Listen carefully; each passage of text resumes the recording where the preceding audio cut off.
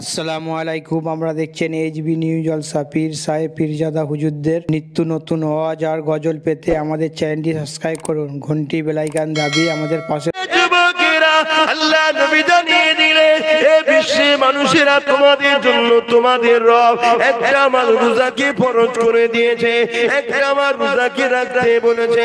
আল্লাহর কোরআনও আমাদেরকে জানিয়ে দিয়েছে রোজাদারের জন্য রোজা রাখা ফরজ হয়ে গেছে। এবং এই রোজা এমন একটা নিয়ামত, as-sawmu লি ওয়া আনা বিয়াদিয়া। আমার আল্লাহ জানিয়ে দিলেন রোজাদারদের জন্য সবথেকে বড় খুশির খবর এটা। আল্লাহ বলছে রোজা হলো আমার খাস ইবাদত, আর আমি আল্লাহ কুদরতি হাতে রোজাদারকে পুরস্কার নিজে দেব।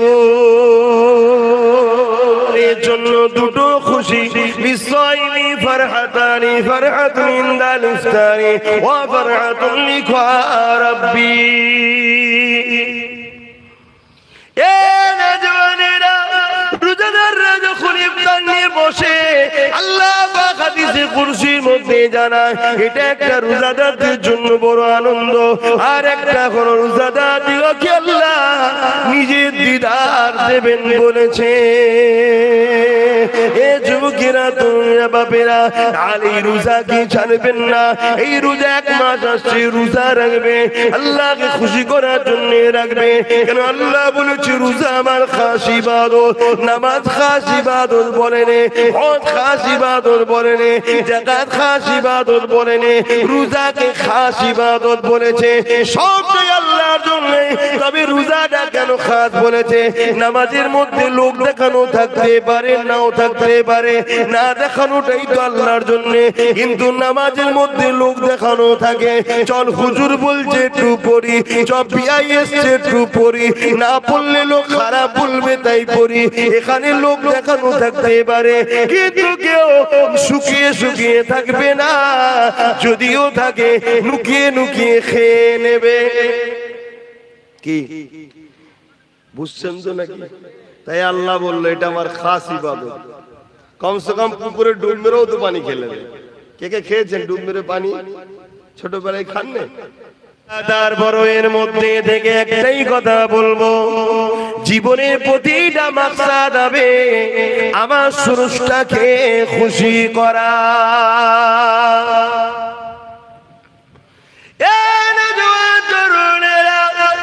অবশ্যই বাবা আপন, কিন্তু আল্লাহ থেকে আগে নয়।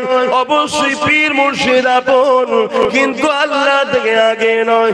অবশ্যই স্বামী স্ত্রী আপন, কিন্তু আল্লাহ থেকে আগে নয়। অবশ্যই নেতা লিডাররা আপন, কিন্তু আল্লাহ থেকে আগে নয়। সব আগে একটা কথা মাথায় নিয়ে নেন, মান আহাব্বা লিল্লাহ ওয়া আবগাদা লিল্লাহ ওয়া আতা লিল্লাহ ওয়া মানআ লিল্লাহ ফাকাদ ইস্তাকমালাল ঈমান। এই দুনিয়া মানুষ রেখে দাও গো, নিঃশ্বাসে কোনো বিশ্বাস নাই। এসেছি যখন চলে একদিন যেতে হবে, কে কবে যাবে আল্লাহ বা ভালো জানে। পৃথিবীর সবাই চেষ্টা করো, তোমায় নিতে পারবে না। যেদিন আমার আল্লাহ ডাকবে ওই দিন পৃথিবীর সবাই চেষ্টা করো, বাঁচাতে পারবে না। আল্লাহর উপরে ভরসা রেখে কোন কাজটা করলে আল্লাহ খুশি হবে সেই কাজটা করো। যেটা করলে আল্লাহ বেজার হবে সেটা ছেড়ে দাও। মা বাপকে ভালোবাসতে হবে কিন্তু আল্লাহর জন্য, স্বামীকে ভালোবাসতে হবে কিন্তু আল্লাহর জন্য, স্ত্রীকে ভালোবাসতে হবে কিন্তু আল্লাহর জন্য, দুনিয়ার লিডারকেও ভালোবাসতে হবে কিন্তু আল্লাহর জন্য। যদি তোমার মা বাপ তোমাকে ইসলাম বিরোধী কথা বলে, ওই কথা তোমাকে মানা যাবে না, কেননা মা বাপ আগে নয় আল্লাহ আগে। তোমার স্ত্রী যদি তোমাকে ইসলাম বিরোধী কথা বলে, ওই কথা মানা যাবে না, কেন স্ত্রী আগে নয় তোমার স্রষ্টা আগে।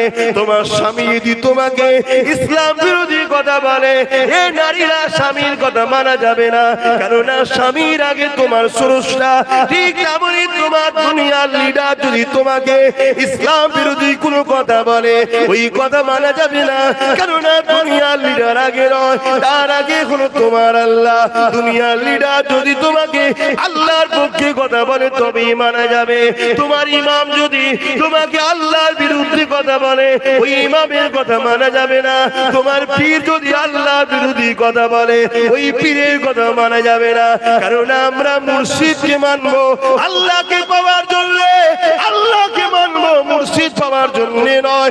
মুর্শিদকে ধরবো আল্লাহকে পাওয়ার জন্য, মুর্শিদকে ভালোবাসবো আল্লাহর জন্য, আল্লাহকে ভালোবাসবো মুর্শিদের জন্য নয়। এই যুবকেরা তাই বলে দিয়ে যায় ইমানটা ঠিক করে না, যদিও চলতে গিয়ে গুনাহ হয়ে যায়। ইমান যদি থাকে আদাব খেটে খেটে খেটে খেটে একদিন না একদিন ইমানের জন্য আল্লাহ পাকে জান্নাতটা পেয়ে যাবে।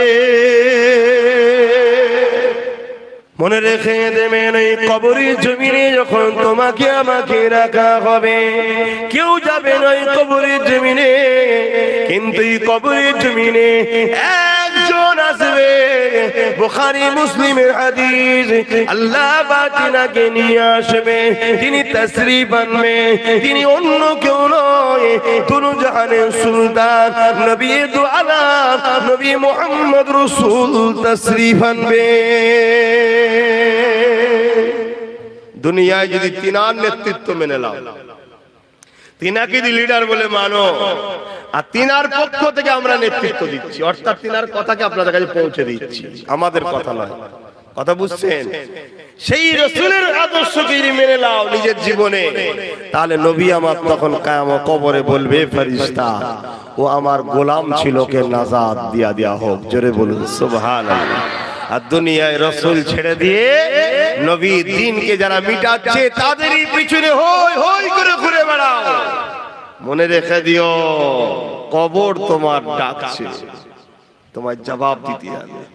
আজ আমাদের ঘরের ছেলেদের ইসলামিক কোন ইউনিফর্মের উপর, ইসলামিক কোন কালচারের উপরে আঘাত দিলে আমাদের ছেলেদের ব্যথা লাগে না, কিন্তু যারা ইসলামের বিরুদ্ধে তাদের কিছু হলে আমাদের ছেলেদের বুকে ব্যথা ওঠে।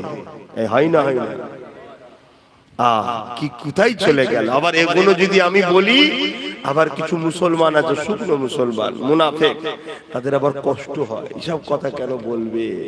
উনি আসবে, প্লেন ঘটনা বলে চলে যাবে। তাহলে ঘটনা শুনে নাও।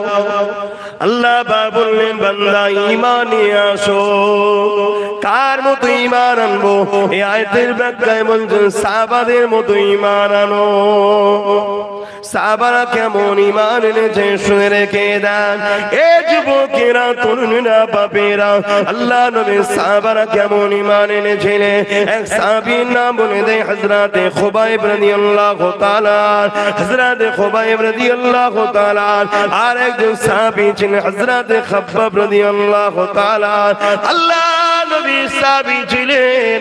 হযরত ওমর ফারুক যখন সিংহাসনে বসলেন, অর্ধ পৃথিবীর রাজত্ব যখন চালাতে লাগলেন, আমিরুল মুমিনিন খলিফাতুল মুসলিমিন যখন হলেন, এই যুবকেরা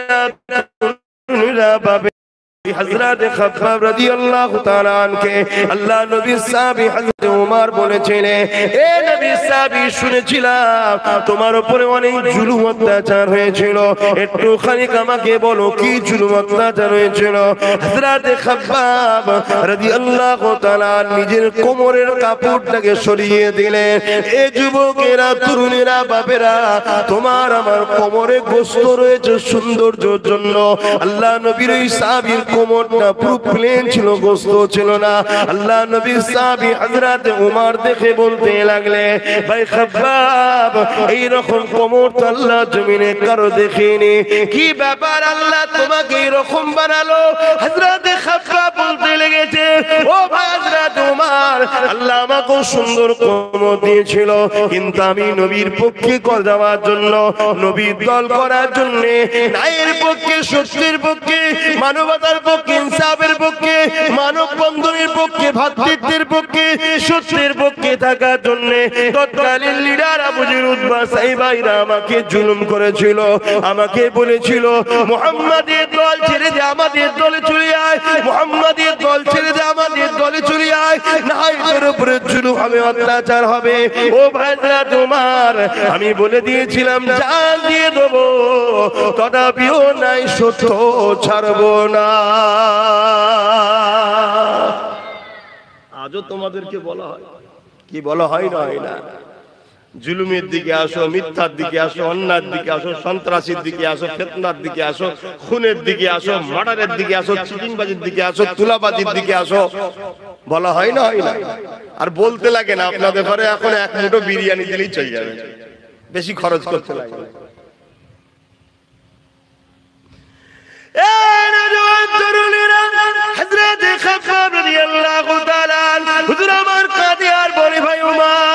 আমি যখন তাদের কথা মানিনি, এই জন্যই তারা আগুন তৈরি করেছিল। ওই আগুনের লাকড়ি তৈরি করে ওই আগুনের উপরে আমাকে হাত পা বেঁধে বসিয়ে দেওয়া হতো। ওই আগুন পুড়ে পুড়ে পুড়ে পুড়ে আমার কোমরের গোস্ত গুলোকে পুড়াতে লাগতো। আগুন কোমরের গোস্ত গুলো থেকে রস বাহির হতো, আগুনটা নিভিয়ে যেত, আবার সাইডে বসিয়ে আবার আগুন তৈরি করতো, আবার বসিয়ে দিত। এইভাবে পোড়াতে পোড়াতে পোড়াতে পোড়াতে পোড়াতে আমার কোমরের গোস্ত গুলো আগুনে সব খেয়ে ফেলেছে। ভাই ওমর রে, আবার মুখে লটকে গরম করে ছেঁকা দেওয়া হতো, আর বলতো মুহাম্মদকে ডাকবি না, আল্লাহকে ডাকবি না। এ যুবকেরা, তরুণীরা, আব্বারা, তাদের মতো ঈমান আনতে হবে। কোরআন বলছে আমাদের ঈমান কোথায় রয়েছে দেখো। এ যুবকেরা, তরুণীরা, বাপেরা, আজ আমরা তাদের মতো ঈমান আনতে পেরেছি কি ভাবো? নাই নাজাত পাবেন না, আখিরাতটা বড় কঠিন হবে। কি ভাবছেন, কি করছেন আমি জানি না। যদি কারো মনে হয় যখন হবে তখন দেখবো, কি দেখবে যুবক? চুলের থেকে সরু, হিরের থেকে ধার, একটা রাস্তার উপর দিয়ে যেতে হবে, পুলের উপর দিয়ে। পুলের ওই দিকটা যে জান্নাত, তলায় আছে জাহান্নাম। আল্লাহ বলবে যারা জান্নাতে যেতে চাও যাও, ওই পুলটা কিন্তু পার করতে হবে। ওই পুলটা পার করতে গেলে দুনিয়ায় ঘুষ দিয়ে আমাদের চলে যাচ্ছে, দুনিয়ায় মার্ডার করার পর বাইরে বাইরে ঘোরা যাচ্ছে, কারণ নেতার হাত থাকলে সব জায়েজ হয়ে যাচ্ছে। কিন্তু এই পুলটা পার করতে গেলে কোনো ঘুষ চলবে না, কোনো দাদাগিরি চলবে না। ওই পুলটা পার করতে গেলে ঈমান লাগবে, ঈমান লাগবে। কেমন ঈমান? সাহাবাদের ঈমান যেমন ছিল। একদিকে হারাম তোমাকে ডাকছে, একদিকে হালাল তোমাকে ডাকছে, একদিকে শয়তান তোমাকে ডাকছে, একদিকে রাসূলের গোলাম আব্বাস তোমাকে ডাকছে, বা আলেম ওলামারা তোমাকে ডাকছে। এ বাপেরা, নওজোয়ান তরুণেরা, তোমাদেরকে ডিসাইড করতে হবে আমি রাসূলের দলে যাব না ইবলিসের দলে যাব।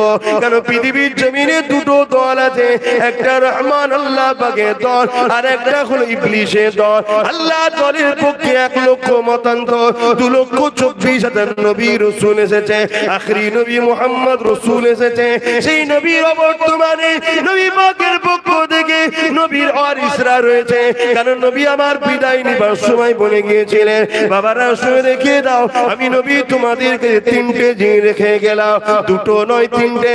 প্রথম নম্বর হলো কিতাবুল্লাহ, আল্লাহ পাকের কিতাব। দ্বিতীয় নম্বর সুন্নাতে রাসূলি, আমার সুন্নাহ। 3 নম্বর হলো আহলে বাইতি, আমার পরিবার, আমার খানদান। তাই মিশকাত শরীফে আব্দুল্লাহ ইবনে আব্বাস রাদিয়াল্লাহু তাআলা হাদিসটা বললা, হযরত ওমর ইবনে আব্দুল্লাহ হুজুরের হাদিসটা বললা, কি নবী আমার জানিয়ে দিলে, এ আমার মাননেওয়ালারা, তোমরা ইদিক উদিক করো না, কারণ আমার খানদানের হাতে কিয়ামতের সেই দিন পর্যন্ত 2জন যদি আমার বংশের থাকে, তার মধ্যে একজনের হাতে আমার ঝান্ডা থাকবে। দেখুন, ভাবুন, কেন আমাদের কাজ সজাগ করে দেওয়া, জানিয়ে দেওয়া, কাউকে জোর করে টেনে আনবো না, টেনে আনবো না। এবারে আপনারা কি করবেন, কি ভাববেন, কি কোন রাস্তা বেছে নেবেন, সব তো আপনাদের ব্যাপার।